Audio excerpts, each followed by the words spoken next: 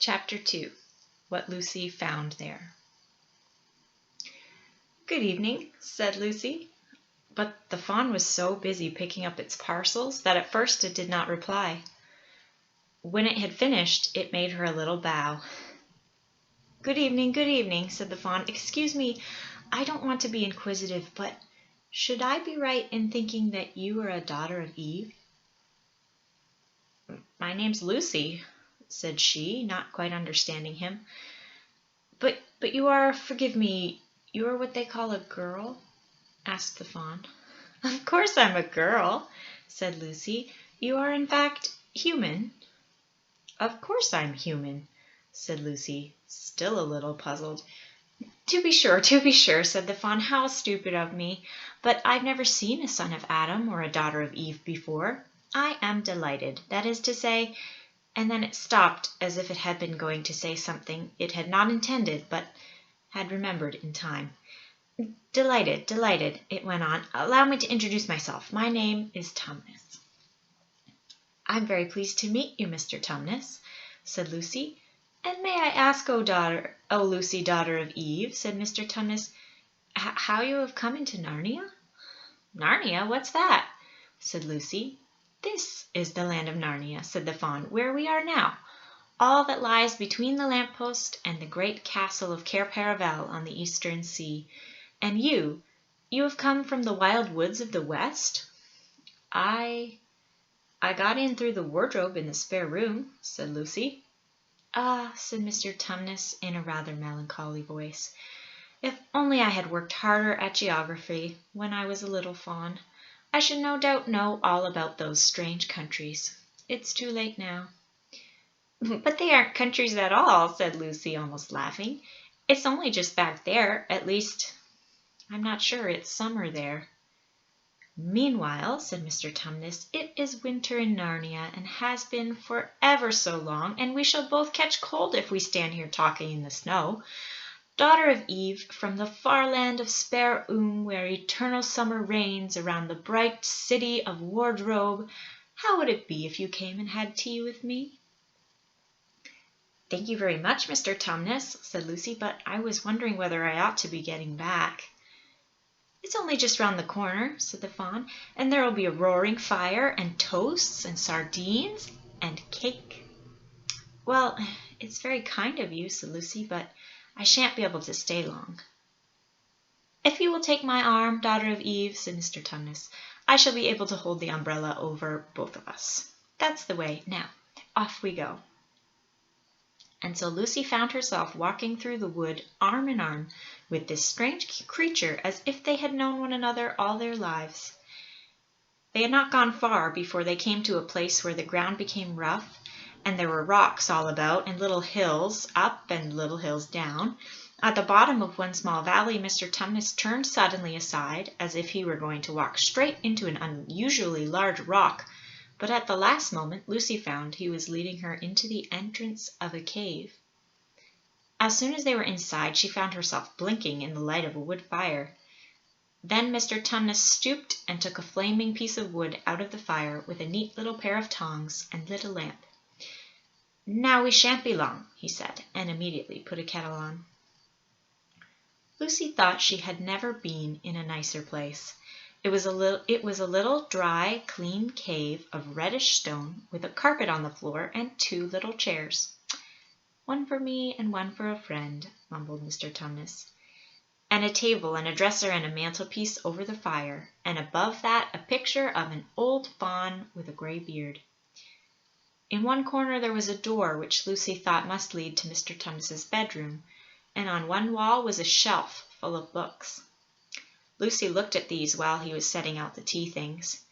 They had titles like "The Life and Letters of Silenus," or "Nymphs and Their Ways," or "Men, Monks, and Gamekeepers, a Study in Popular Legend," or "Is Man a Myth?"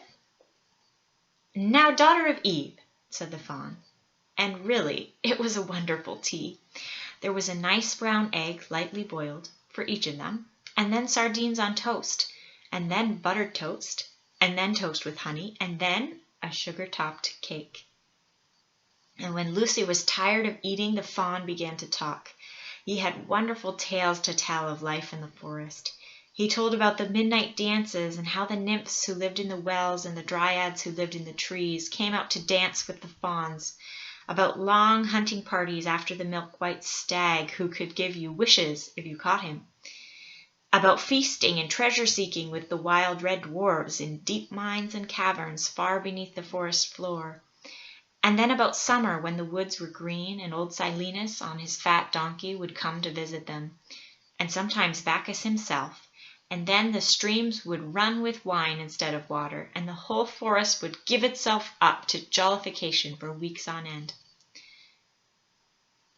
Not that it isn't always winter now, he added gloomily. Then, to cheer himself up, he took out from its case on the dresser a strange little flute that looked as if it were made of straw, and began to play.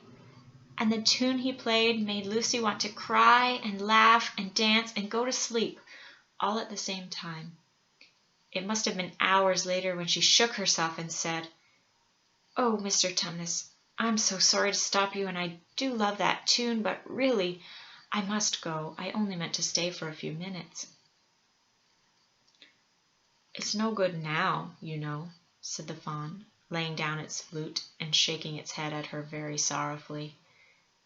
"No good?" said Lucy, jumping up and feeling rather frightened. "What do you mean? I have got to go home at once. The others will be wondering what has happened to me." But a moment later she asked, "Mr. Tumnus, whatever is the matter?" For the fawn's brown eyes had filled with tears, and then the tears began trickling down its cheeks, and soon they were running off the end of its nose, and at last it covered its face with its hands and began to howl. "Mr. Tumnus, Mr. Tumnus," said Lucy in great distress, don't! What is the matter? Aren't you well? Dear Mr. Tumnus, do tell me what is wrong." But the fawn continued sobbing as if its heart would break. And even when Lucy went over and put her arms round him and lent him her handkerchief, he did not stop. He merely took the handkerchief and kept on using it, wringing it out with both hands whenever it got too wet to be any more use, so that presently Lucy was standing in a damp patch. "Mr. Tumnus," bawled Lucy in his ear, shaking him, "do stop! Stop it at once! You ought to be ashamed of yourself. A great big fawn like you! What on earth are you crying about?" Oh, sobbed Mr. Tumnus, "I'm crying because I'm such a bad fawn." "I don't think you're a bad fawn at all," said Lucy. "I think you are a very good fawn. You are the nicest fawn I've ever met." Oh, you wouldn't say that if you knew," replied Mr. Tumnus between his sobs. "No, I'm a bad fawn. I don't suppose there ever was a worse fawn since the beginning of the world." "But what have you done?" asked Lucy. "My old father now," said Mr. Tumnus. "That's his picture over the mantelpiece. He would never have done a thing like this." "A thing like what?" said Lucy. "Like what I've done," said the fawn. "Taken service under the White Witch. That's what I am. I'm in the pay of the White Witch." "The White Witch? Who is she?" "Why, it is she that has got all Narnia under her thumb. It's she that makes it always winter and never Christmas. Think of that." "How awful," said Lucy. "But what does she pay you for?" "That's the worst of it," said Mr. Tumnus with a deep groan. "I'm a kidnapper for her. That's what I am. Look at me, daughter of Eve. Would you believe that I'm the sort of fawn to meet a poor innocent child in the wood, one that had never done me any harm, and pretend to be friendly with it and invite it home to my cave, all for the sake of lulling it asleep and then handing it over to the White Witch?"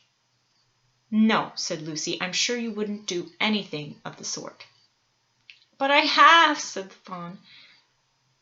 "Well," said Lucy rather slowly, for she wanted to be truthful and yet not too hard on him. "Well, that was pretty bad. But you're so sorry for it that I'm sure you will never do it again." "Daughter of Eve, don't you understand?" said the fawn. "It isn't something I have done. I'm doing it now, this very moment." "What do you mean?" cried Lucy, turning very white. You are the child, said Tumnus. I had orders from the White Witch that if ever I saw a son of Adam or a daughter of Eve in the wood, I was to catch them and hand them over to her. And you are the first I ever met. And I've pretended to be your friend and asked you to tea, and all the time I've been meaning to wait till you were asleep and then go tell her. Oh, but you won't, Mr. Tumnus, said Lucy. You won't, will you? Indeed, you really mustn't. And if I don't, said he, beginning to cry again, she's sure to find out, and she'll have my tail cut off, my horns sawn off, and my beard plucked out, and she'll wave her wand over my beautiful cloven hoofs and turn them into horrid solid hoofs like a wretched horse's. And if she is extra and specially angry, she'll turn me into stone, and I shall be only a statue of a fawn in her horrible house until the 4 thrones at Cair Paravel are filled. And goodness knows when that will happen, or whether it will ever happen at all. I'm very sorry, Mr. Tumnus, said Lucy, but please let me go home. Of course I will, said the fawn. Of course I've got to. I see that now. I hadn't known what humans were like before I met you. Of course I can't give you up to the witch. Not now that I know you. But we must be off at once. I'll see you back to the lamp-post. I suppose you can find your own way from there, back to spare room and wardrobe. I'm sure I can, said Lucy. We must go as quietly as we can, said Mr. Tumnus. The whole wood is full of her spies. Even some of the trees are on her side.